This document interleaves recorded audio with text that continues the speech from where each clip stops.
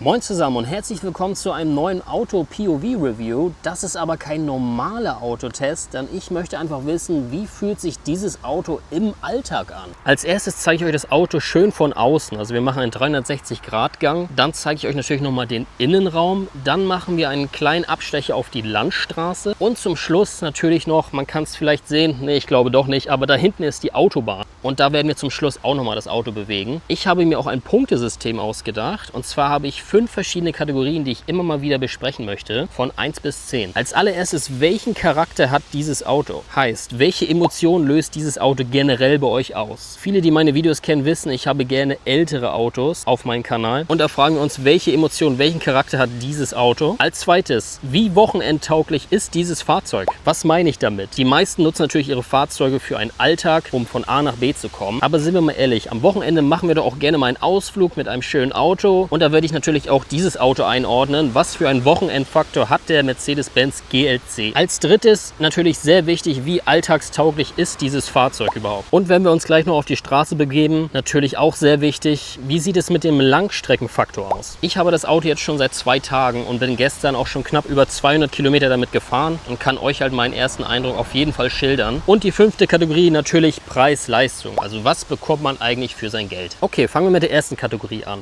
Die Emotion. Welche Emotion löst dieses Fahrzeug bei euch aus? Man sagt ja immer gerne, ältere Fahrzeuge haben noch Charakter und die neuen Fahrzeuge nicht mehr. Und was hier halt natürlich sehr auffällt, die neuen Fahrzeuge sind viel runder. Man sagt auch gerne immer so ein bisschen rund gelutscht, keine Ecken und Kanten. Aber ich muss ehrlich sagen, der aktuelle GLC sieht gar nicht so verkehrt aus. Also es gibt deutlich andere Hersteller, sage ich mal, oder auch Modelle, die sehen eher so ein bisschen aus, ja, teilweise wie Insekten, finde ich. Also kennt ihr so die Autos, die neuen Fahrzeuge, die aussehen wie so ein Frosch von vorne oder irgendein Insekt? Ich finde, da hat es der GLC noch ganz gut getroffen. Sieht natürlich nicht spektakulär aus, aber ich finde sowohl von vorne als auch das Heck sieht durchaus solide aus. Auch die Rückleuchten bin ich ein großer Freund von. Damit kann man nichts falsch machen. Dann haben wir hier natürlich noch die Endblenden. Natürlich auch hier nicht echt, fakey fake. Auch die Seite. Und wenn man vielleicht schaut, hier rechts ist keiner. Aber hier links haben wir dann 2 Stück. Naja. Aber ich finde, ja, viele sind natürlich kein großer Fan von diesen Fake-Dingern.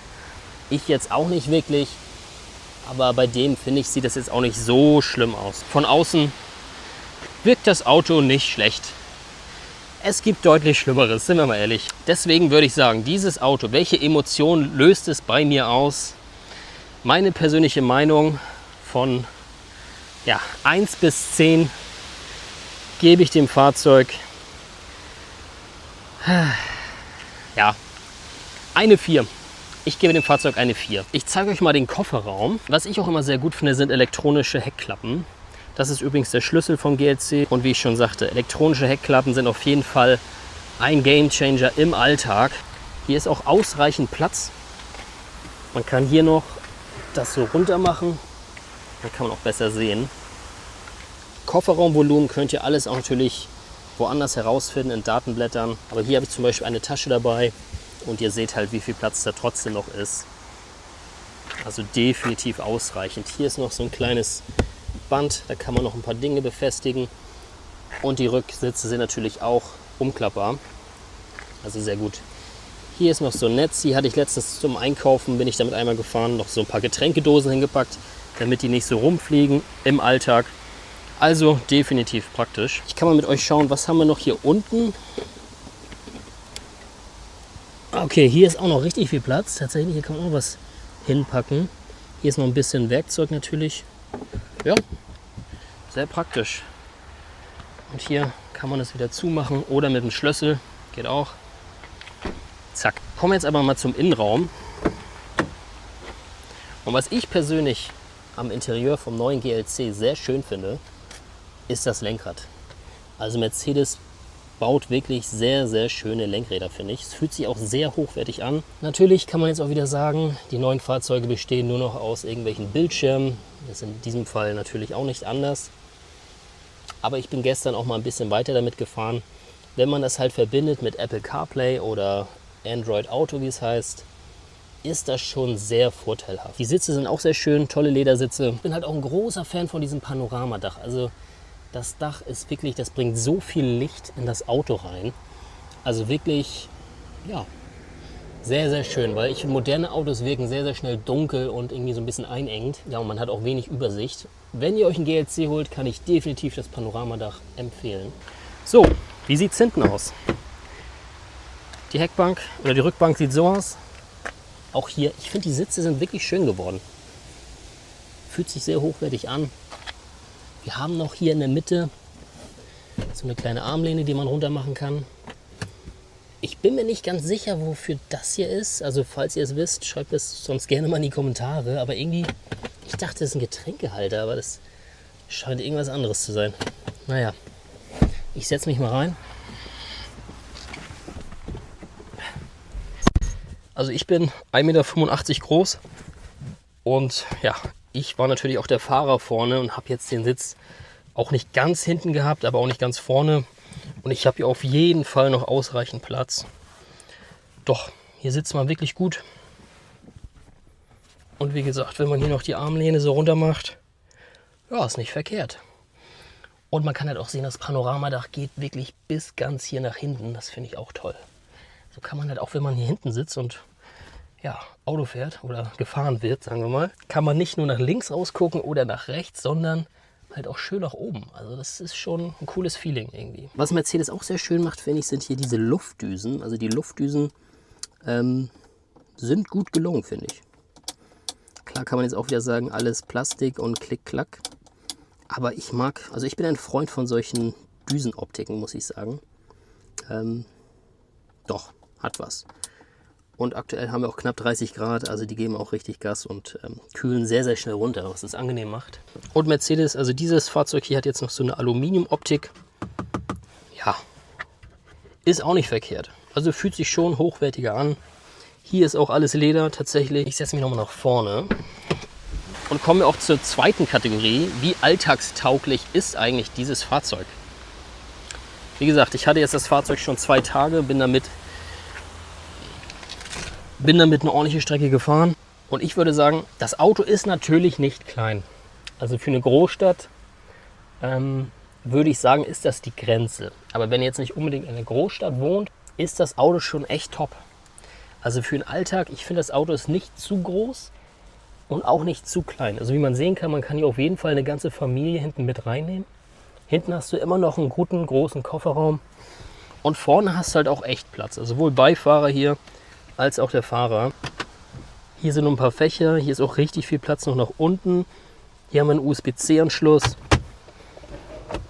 Und hier hast du auch noch ordentlich Getränkehalter. Und nochmal 2 USB-C-Anschlüsse. Und hier geht es auch noch voll weit rein. Also hier kannst du richtig dein Handy noch reinpacken. Richtig praktisch. Deswegen, ich würde sagen, das Auto erfüllt auf jeden Fall seinen Zweck. Deswegen würde ich für den Alltag eine 8 von 10 geben. Doch, ist ein schönes Auto. Und ich muss auch sagen, wenn man halt mit dem Auto unterwegs ist, das Auto fühlt sich gar nicht so groß an. Also es fährt sich sehr einfach und der Diesel hat auch wirklich ausreichend Leistung. Das werde ich euch gleich mal zeigen. Apropos Diesel. Ich zeige euch jetzt nochmal den Motor. Und dann fahren wir gleich mal los.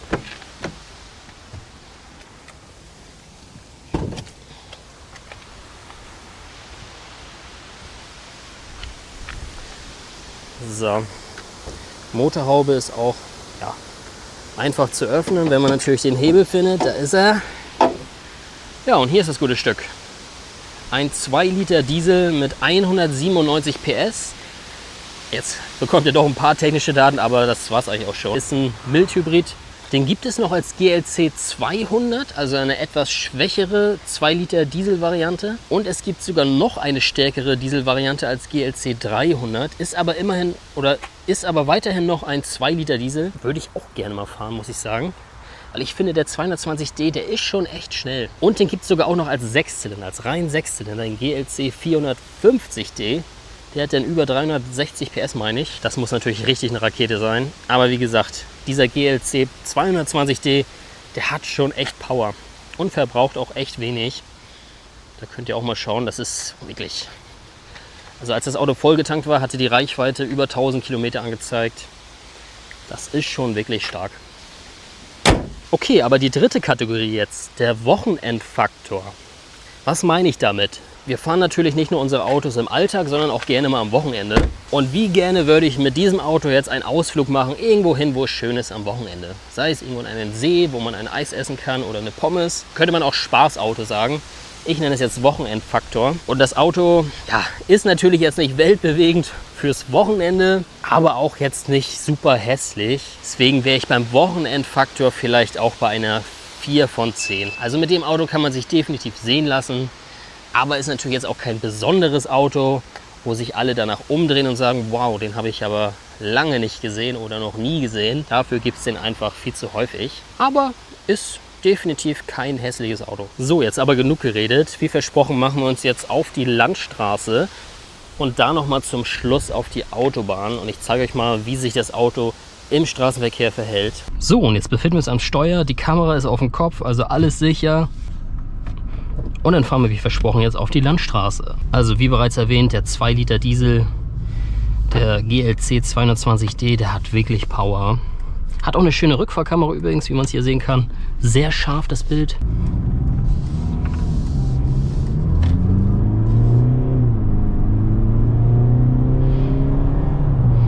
Also wie ihr sehen könnt, das Auto zieht wirklich sehr, sehr gut durch. Was an dem Auto halt das Tolle ist, ist halt das Drehmoment. Also das Auto hat so viel Drehmoment. Ich bin mir auch sicher, mit dem Fahrzeug kann man richtig gut irgendwelche Hänger ziehen oder schwere Sachen transportieren. Für den Alltag auch sicherlich sehr gut geeignet. Für einen Baumarkt, da fahre ich auch sehr gerne hin. Doch, das ist definitiv ein sehr, sehr schönes Auto für den Alltag. Und was ich halt eben auch sagte, das Lenkrad. Also das Lenkrad fühlt sich so gut an. Das ist schon echt sehr angenehm. Ja, wie gesagt, was sagt er jetzt? Guck mal, 263 Kilometer bin ich jetzt schon gefahren, seitdem ich das Auto mir gemietet habe. Deswegen, ich würde behaupten, das Auto als Langstreckenfaktor, ich bin auch schon einiges auf der Autobahn gefahren. Ja, also ich würde sogar eine 9 von 10 geben. Also das Auto ist wirklich toll für die Langstrecke. Man bekommt überhaupt keine Rückenschmerzen. Die Sitze sind wirklich sehr, sehr bequem. Und selbst bei höheren Geschwindigkeiten, das könnt ihr gleich mal sehen, falls es die Autobahn zulässt, liegt das Auto relativ stabil auf der Straße. Ist natürlich ein SUV, privat fahre ich jetzt kein SUV und man merkt dann schon immer mal wieder, dass ein Auto auch gerne so ein bisschen ins Schwanken kommt, wenn man höhere Geschwindigkeiten erreicht. Aber ich glaube, das ist halt generell ein Thema bei SUVs. Aber überhaupt nicht schlimm. Was ich noch gut finde, das Auto hat hier natürlich direkt einen Start-Stopp-Ausknopf. Also man muss nicht ewig erstmal im Menü suchen, was auch angenehm ist, sodass man das immer wieder direkt ausstellen kann. So, aber genug geredet, jetzt mal zur Autobahn. Ist natürlich ein bisschen relativ voll. Wir haben gerade mitten die Urlaubszeit. Viele sind in den Ferien und fahren in ihren wohlverdienten Urlaub. Aber nichtsdestotrotz versuchen wir einfach mal unser Glück. Hier ist übrigens auch kein Tempolimit, was es richtig angenehm macht zum Testen. Wir gucken mal, was heute so geht. Das Fahrzeug hat natürlich auch hier noch verschiedene Funktionen. Ich gehe jetzt mal in Dynamic. Ich habe das Gefühl, bei Dynamic ist noch ein kleiner Soundgenerator am Start. Also irgendwie hört sich der Motor jetzt ein bisschen kerniger an als vorher. Und wie ihr sehen könnt, das Auto zieht auf jeden Fall gut durch. Und wir sind jetzt schon ganz angenehm bei 175 km/h. Und das Auto hat auf jeden Fall noch Luft nach oben. Ich meine, Topspeed ist über 210, wenn nicht sogar 220 km/h. Definitiv schnell. Kommen wir aber nun auch zum nächsten Punkt, und zwar Langstreckentauglichkeit. Was würde ich da dem Auto geben? Nee, warte mal. Leute, haben wir das nicht eben schon? Wir haben das schon, ne? Mein Gott, ich komme schon ganz durcheinander hier. Sorry. Ein Punkt fehlt nämlich noch. Das ist nicht die Langstreckentauglichkeit, sondern das Preis-Leistungs-Verhältnis. Was bekommt man denn für sein Geld? Nun, das Fahrzeug hier, ich habe mal eben geschaut, im Mercedes-Benz-Konfigurator, bekommt man ab 63.000 Euro ungefähr. Ist natürlich eine Stange Geld. Aber ich muss sagen, also man hat trotzdem dann natürlich einen Stern, Mercedes-Benz. Man hat einen starken Diesel. Man hat ein tolles Alltagsauto mit viel Platz. Hat natürlich dann noch kein AMG-Paket, hat dieses jetzt auch nicht. Und Panoramadach und so, kostet wahrscheinlich alles natürlich nochmal eine Stange mehr. Aber ab 63.000 Euro, wenn man den quasi ja, ganz Standard sich den holt, finde ich, bekommt man wirklich ein gutes Auto für den Alltag. Es ist natürlich eine Menge Geld und man bekommt sicherlich von der Konkurrenz aus anderen Ländern mehr für sein Geld, hat aber natürlich dann keinen Stern vorne stehen. Deswegen würde ich sagen, Preis-Leistung eine 7 von 10. Ich blende jetzt nochmal ein die Gesamtpunktzahl aller Kategorien.